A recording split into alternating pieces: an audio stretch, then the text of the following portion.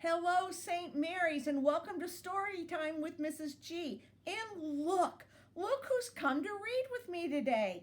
It's Leonard, and our story today is about Leonard's distant cousins. So I'm going to put Leonard down on my lap, and we're going to get started. Okay, Len, you can be here, and you can eat your parsley.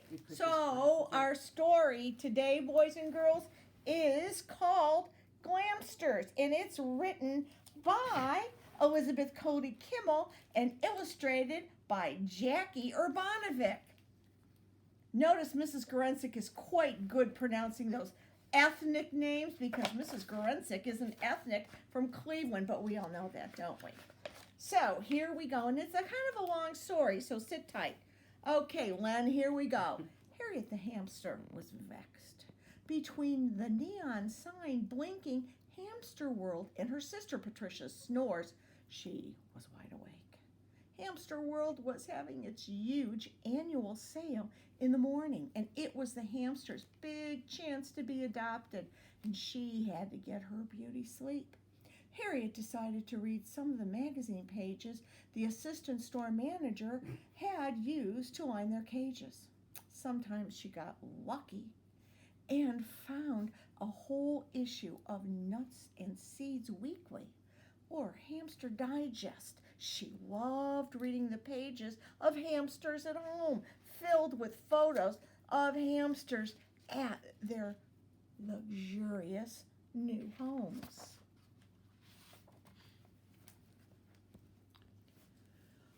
What if I'm never chosen? Harriet murmured.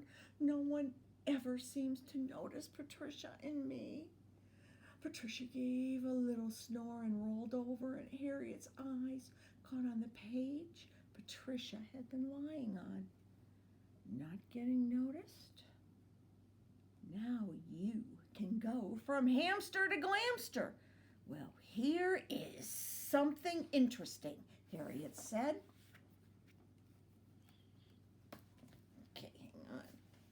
Hamsters. Harriet scanned the article and her eyes grew wide. There were pictures of glamsters everywhere. Their fur was sleek and shiny. They wore fancy, glittering shoes and enormous, wide-rimmed sunglasses. I bet if I looked like that, I would be noticed in no time, Harriet thought, and all she had to do was follow a few simple steps.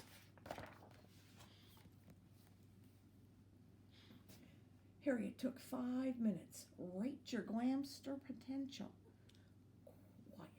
She chose her signature colors and filled out the questionnaire called, Is your coat dazzling or dull? She created her own version of the high gloss and glow fur volumizer using carrot juice, water, and essence of sesame seed husk. She nibbled on the potion. Wait a minute, Miss Gorensek has to read this way. She rubbed the potion over every inch of her fur, just as the article said. Why, I feel tingly and sleek already, Harriet declared, and Patricia continued to snore away. Leonard, what are you doing? Harriet followed the instructions under Create Your Unique Look and made a glamorous hat, and she used a wrapper from Lifesaver Tropical Fruit Roll to give it an exotic rainbow look. I can practically feel the glamour oozing out of me. What shall I do next? Harriet looked at Patricia. Then she knew exactly what to do. Using slivers of leftover seed packages, Harriet fashioned Patricia a lovely set of whisker extensions and glued them into place with celery paste. They looked so nice, she made another set for herself.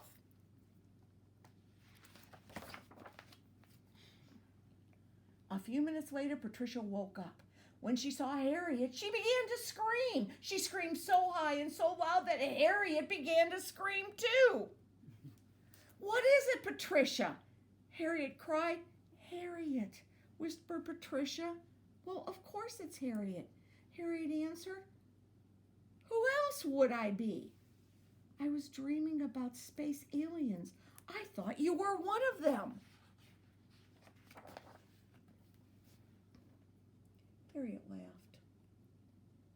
"It's the new me, Patricia. I have transformed myself." And she gave a little twirl. "Ta-da!" Harriet announced, "I am a Glamster."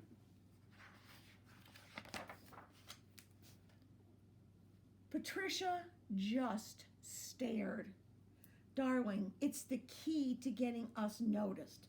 Patricia shook her head. "Oh, Harriet, I don't know what to say." "Oh, that's all right. You're my sister and I love you. We'll give you a makeover too." Patricia looked at Harriet up and down. "Well,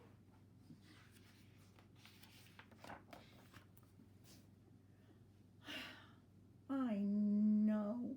Don't you just love it? I started with High Gloss and Glow Fur Voluminizer as my signature look, and given a little more time, I think I can produce a two-tone claw polish that will—" "But Harriet," Patricia interrupted, "have you actually looked at yourself?"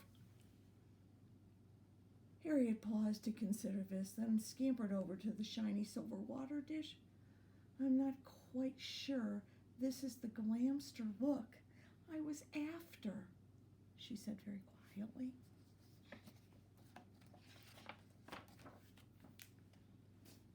Patricia put a paw around her sister.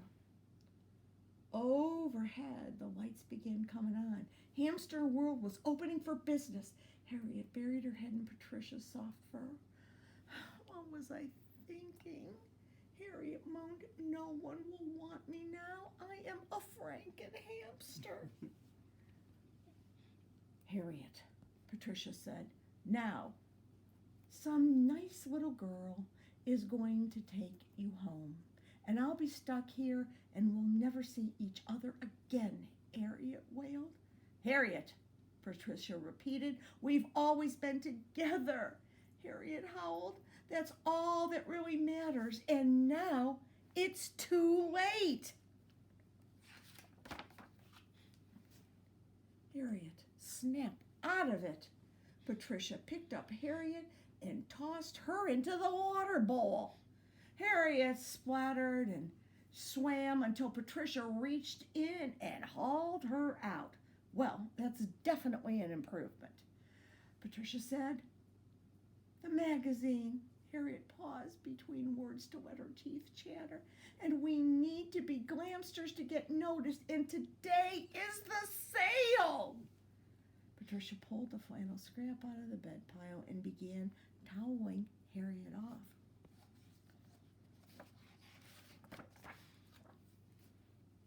"All of our brothers and sisters got homes," Patricia said. "Yes," Harriet sniffed. "And they weren't Glamsters," Patricia added. "No," Harriet wailed. "Well then," Patricia said, giving Harriet's back another rub, "you don't look like Frankenhamster anymore. The family resemblance is back." Harriet noticed a little girl a few feet away watching them closely. "Really, Harriet? You mustn't worry yourself so," Patricia chattered, still rubbing Harriet with the towel.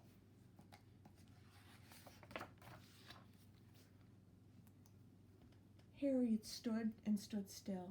The little girl walked over the cage and she looked at Harriet. She looked at Patricia and then she smiled. "Patricia," Harriet whispered, "I think we're being chosen." Patricia nodded. "How do I look?" Harriet asked. Patricia leaned in close up to her ear. "You look," she whispered, "like you." Harriet put her hat back on her head and beamed. So, boys and girls, the moral of our story is Mrs. G And your mom and dad and Leonard here love you just the way you are. So, Mrs. G and Leonard here are signing off for today, and we'll see you soon. Bye-bye.